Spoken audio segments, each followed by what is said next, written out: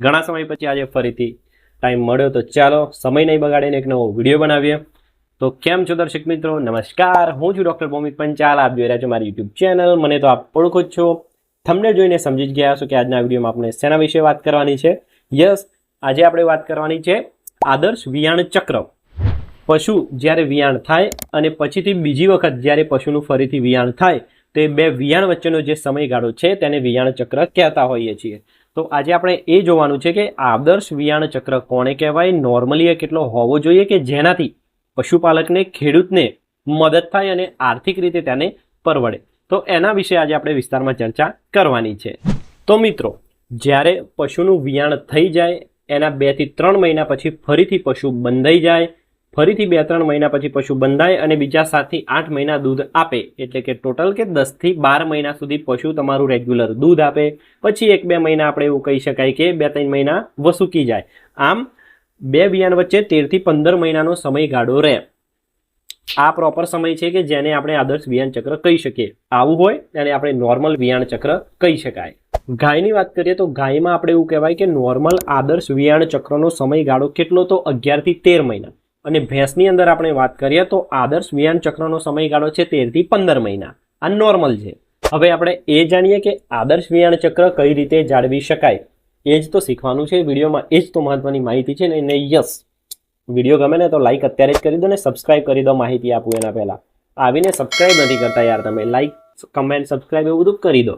તો યસ, આદર્શ વિયાણ ચક્ર જાળવવા માટે શું કરવું જોઈએ તેના વિશેની માહિતી અને તેના વિશેના પગલાં વિશે વાત કરીએ। તો જ્યારે પણ સૌથી પહેલાં પશુનું વિયાણ થઈ જાય ત્યારે જ્યારે પશુની મેલી યોગ્ય સમયસર નથી પડતી, કેટલો સમય રાહ જોઈ શકાય, તો 8 થી 12 કલાક આપણે પશુની મેલી પડવાનો કુદરતી રીતે રાહ જોવી જોઈએ। 12 કલાક પછી પણ મેલી નથી પડતી તો પશુ ચિકિત્સકને બોલાવીને સમયસર મેલી પડાવી લેવી જોઈએ। બીજી વસ્તુ કે મિનરલ મિક્સચર પાવડર તમને સાંભળવામાં આવ્યું જ હશે ને। આના પહેલાં મેં એક વિડીયો બનાવ્યો છે, જો લિંક અહીંયા ડિસ્ક્રિપ્શનમાં કે ઉપર ટેગ કરી દઉં છું, જઈને ક્લિક કરીને તમે જોઈ શકો છો।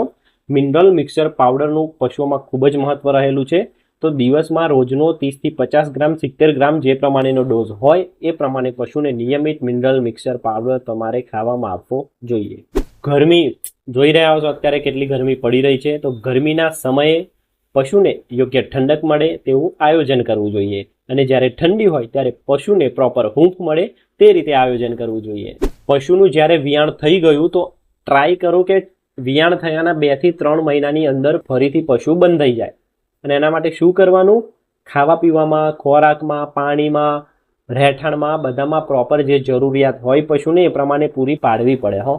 પછી જ્યારે પશુ તમને લાગે કે ગરમીમાં છે તો રાહ નહીં જોવાની, કોઈ કર્મચારી ક્યારે આવશે, ફ્રી થશે ત્યારે આવશે કે નહીં આવે બધું નહીં, ગરમીમાં આવે તો ગમે તે રીતે જે કૃત્રિમ બીજદાન કરનાર વ્યક્તિ હોય એમને બોલાવીને યોગ્ય સમયસર ગરમીમાં હોય ત્યારે જ બીજદાન કરાવી દેવું। બીજદાન તો થઈ ગયું, પછી શું, 21 દિવસ બીજદાન કરાવ્યું, એના 21મો દિવસ યાદ રાખીને જોવાનો, તારીખ લખી લેવાની કે ક્યારે બીજદાન કરાવ્યું છે।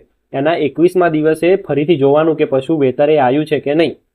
ના આવવું જોઈએ, બીજદાન કરાયા પછી ના આવે, બરાબર?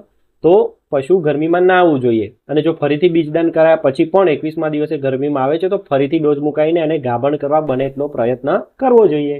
બીજદાન થઈ ગયું, 21 દિવસ પછી પશુ ગરમીમાં નથી આવતું તો શું કરવાનું, તો જે દિવસની તારીખ લખી રાખવાની બીજદાન કરાવ્યું છે એના પછી 2.5 થી 3 મહિના વચ્ચે તપાસ કરાવવાની કે પશુ ગાભણ થઈ ગયું છે કે નથી થયું। ક્યારે કરાવવાની, કે જ્યારે પશુ ગરમીમાં ના આવતું હોય ત્યારે। પશુ દર 21 દિવસે ગરમીમાં આવતું હોય તો પછી એ ગાભણ ના હોય, એ ખાલી જ હોય। ગાભણ પશુ છે, પ્રેગ્નન્ટ એનિમલ, એને સમતોલ આહાર આપવો, યોગ્ય માત્રામાં ખોરાક આપવો અને યોગ્ય આહારમાં એને આહારની સાથે સાથે મિનરલ મિક્સચર આપવો અને પાણી પણ સમયસર મળી રહે તેવી વ્યવસ્થા કરવી જોઈએ। જે પશુ વારંવાર ઉથલા મારે છે, પાછા ફરે છે, બહુ જ ડોઝ મુકાઈએ, શાંત કે પાડા જોડે બંધાઈએ છતાં પણ બંધાતા નથી ને વારંવાર પાછા ફરે છે, તો એવા પશુને આપણા ઘરે રાખવા યોગ્ય નથી, નહીં તો એ તમને નુકસાન છે। તો એવા પશુને ન રાખવા જોઈએ, એની યોગ્ય સમયસર સારવાર કરાવી લેવી જોઈએ।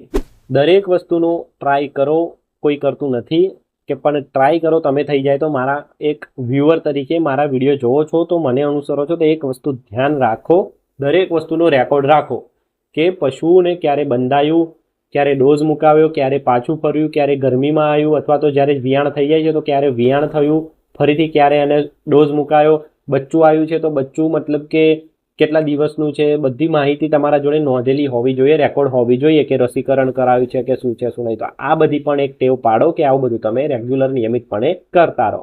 તો આ બધું કરીશું, સમયસર આ બધી યોગ્ય સલાહો પ્રમાણે વર્તીશું, ધ્યાન રાખીશું, તો આદર્શ વિયાણ ચક્ર મેળવવામાં થોડો ઘણો તો તમને ફાયદો જરૂર થશે.